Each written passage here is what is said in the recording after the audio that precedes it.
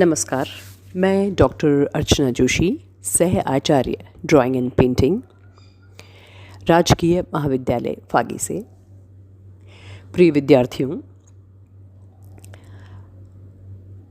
आज का लेसन पुनः स्केचिंग से स्टार्ट करते हैं।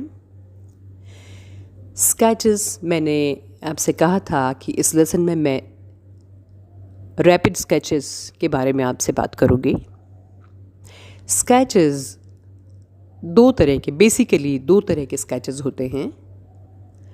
एक वो जो तसल्ली से धीरे से बनाए जाएं, जैसे आप पोर्ट्रेट का स्केच बनाते हैं तो आप को टाइम मिलता है और जो मॉडल है वो आपके सामने बैठा हुआ रहता है तकरीबन कुछ घंटों के लिए, अर्थात एक अच्छे टाइम के लिए आपके सामने बैठा रहता है और बिना हिले ढुले।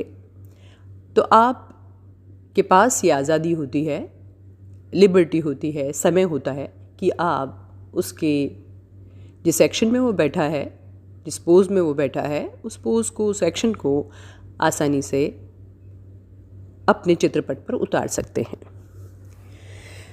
लेकिन हर समय आप स्टूडियो में नहीं होते, पोर्ट्रेट नहीं बना रहे होते। जब आप बाहर आउटडोर स्केचिंग कर रहे होते हैं तो कोई पक्षी है सामने या कोई भी अजनबी जो सामने बैठा है, जो कि आपको अट्रैक्ट कर रहा है कि इसका स्केच बनाया जाना चाहिए, और आप उसका स्केच बनाना आरंभ कर देते हैं। लेकिन ये ज़रूरी नहीं है कि वो आपके मन मुताबिक समय तक वहाँ सामने बैठा रहे।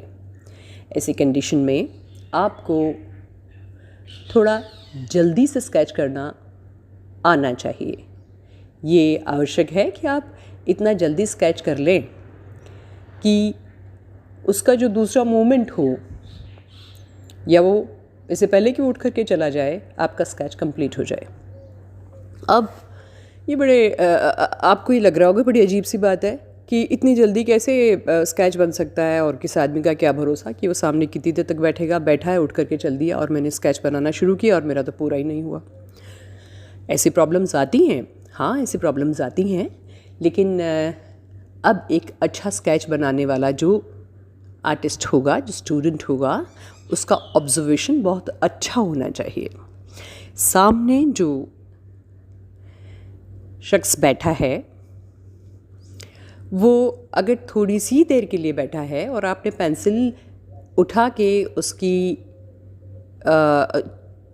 कुछ इनिशियल लाइंस बनाना शुरू ही किया है और इतनी देर में अगर वो उठ के चला जाता है, तो भी एक अच्छे स्टूडेंट का, एक अच्छे प्रैक्टिस करने वाले ड्राइंग के स्टूडेंट से ये उम्मीद की जाती है कि उसका ऑब्जर्वेशन इतना अच्छा हो कि एक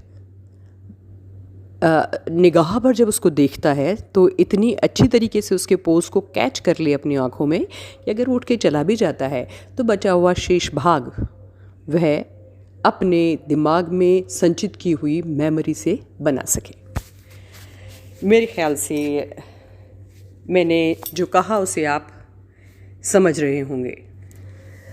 अर्थात एक बात अच्छे से समझ लीजिए कि एक जो आर्टिस्ट होता है उसको बहुत विजिलेंट और ध्यान का पक्का होना आवश्यक है, या यूँ कहिए कि उसका कंसंट्रेशन बेहतरीन होना चाहिए। उदाहरण के लिए आप एक गार्डन में जाते हैं या रेलवे स्टेशन पे जाते हैं या सब्जी मार्केट में जाते हैं अपनी स्केच फाइल और अपनी पेंसिल्स लेके कि आपको वहाँ से कुछ स्केचेस आज बना के लेकर आने हैं। आप जानते हैं कि सब्जी खरीदने वाला और बेचने वाला या वहाँ से मूवमेंट करने वाले लोग आपके लिए रुकेंगे तो नहीं, लेकिन अब ये आपके ऊपर है कि आप कितने कंसंट्रेशन, कितने मनोयोग से, कितने ध्यान से वो जो सब्जी बेच रहा है जिसका कि आपको स्केच बनाना है उसको देखते हो और अपने दिमाग में उस छवि को संचित करते हो। इस तरह कि अगर उसके मूवमेंट्स थोड़े से बदलते भी हैं तो ये आप अपनी मेमोरी से, अपने ध्यान से उस एक्शन को पूरा कर सकें। एक बात मैं आपको स्पष्ट कर दूं कि जब आप स्केच बनाते हैं तो इस बात का ध्यान रखें कि हमें सिर्फ लाइन ड्राइंग से शेप्स निकालने हैं, न उसमें इनिशियल लेवल पे कोई या शुरुआती तौर पे हमें उसमें शेडिंग नहीं करना है, और न जिस सज्जन का आप स्केच बना रहे हैं उसकी आँख, नाक आदि की डिटेल्स देनी है। आप सिर्फ फेस का अंडाकार शेप निकाल के उसको एक इम्प्रेशन दे सकते हैं, और बाकी पूरे फिगर का लाइन ड्राइंग्स के साथ ही आपको स्केच करना है। बहुत सारी डिटेल्स नहीं निकालनी।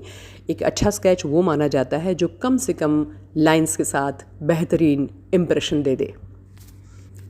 इसे फिर से समझिए, एक अच्छा स्केच वो माना जाता है जो पेंसिल के कम स्ट्रोक्स या लाइंस के साथ किसी भी आकृति का ज़्यादा से ज़्यादा उसकी छवि को प्रस्तुत कर सके, वह स्केच अच्छा माना जाता है।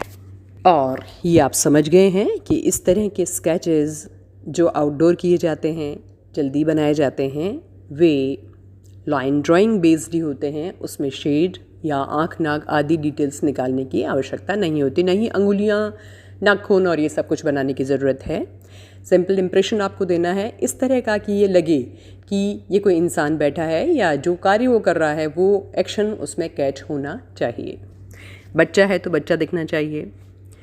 अच्छा है अगर जो स्केच आप बना रहे हैं उसमें उस जिसको आप बना रहे हैं उसकी उम्र भी प्रदर्शित हो। इस तरह का अगर आप स्केच कैच करते हैं तो ये स्केच बेहतरीन स्केच माना जाएगा। तो अब आपको समझ आ गया होगा कि रैपिड स्केच क्या होता है। अर्थात जब आप इंडोर नहीं, स्टूडियो में नहीं, बल्कि जब आप बाहर जा कर के स्केच करते हैं तो जो लाइव चीज़ें हैं, मसलन पशु, पक्षी, इंसान, वे हरकत में ही रहते हैं, और नहीं तो अगर वो स्टिल भी बैठे हैं तो बहुत लंबे टाइम तक उस स्थिति में नहीं बैठेंगे। इसलिए आपको अपनी क्षमता, अपनी योग्यता